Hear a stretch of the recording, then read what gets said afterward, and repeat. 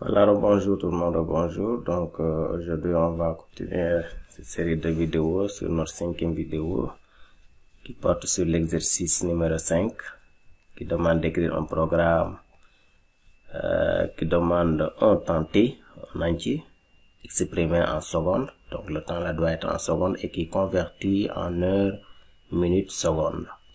L'exemple, on a T qui est cette valeur là en secondes, on doit avoir comme résultat 15 heures 37 minutes 43 secondes. Pour ce faire, on a une variable d'entrée qui est la variable T et en sortie on doit avoir 3 variables de sortie, l'heure, minute et la seconde.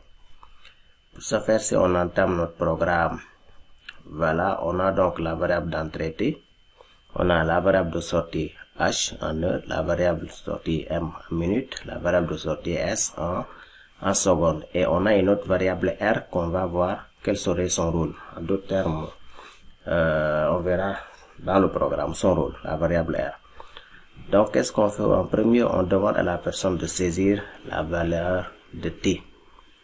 C'est en entier la lecture, donc le format de lecture en pourcentage D et adresse de T.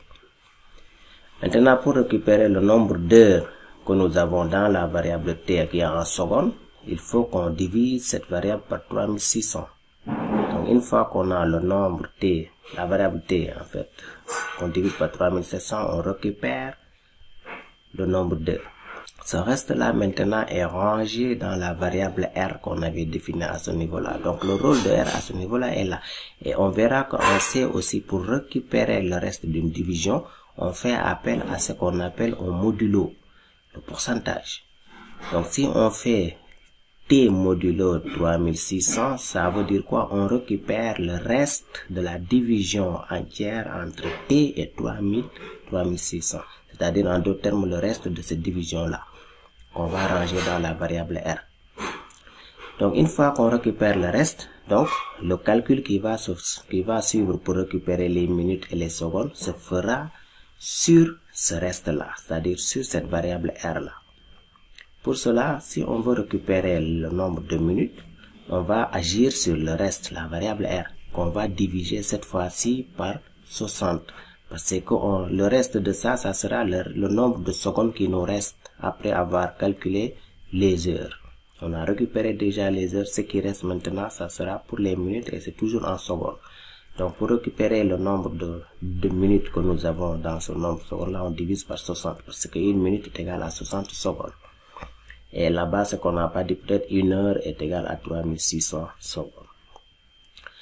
Donc, une fois qu'on récupère la division entre R et 60, on obtient donc le nombre de minutes que nous avons. Et donc, toujours est-il que le reste de cette division entière entre R et 60 va devenir notre variable S, qui sera donc le nombre de secondes que nous avons par rapport à ce temps-là T qui a été donné au départ. Du coup, le pourcentage que nous avons ici, comme on peut le répéter, c'est le nombre, le reste de la division entière entre la variable de départ et la valeur qui est là en fait, 60 par exemple ici. Voilà.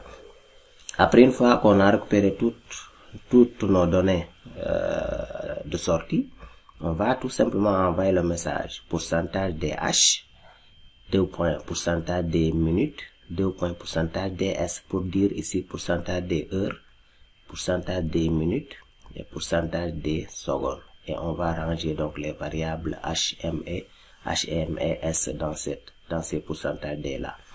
Et du coup donc c'est tout simplement ça le programme.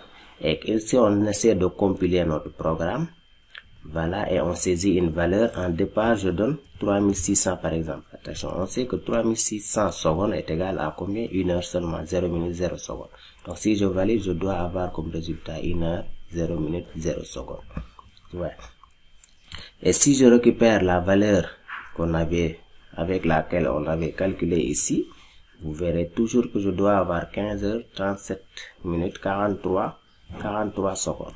Et vous voyez donc, j'obtiens comme résultat 15 heures 37 minutes 43 secondes, qui est donc le résultat, la conversion en heures minutes secondes d'une valeur exprimée en secondes au départ, une valeur d'entrée.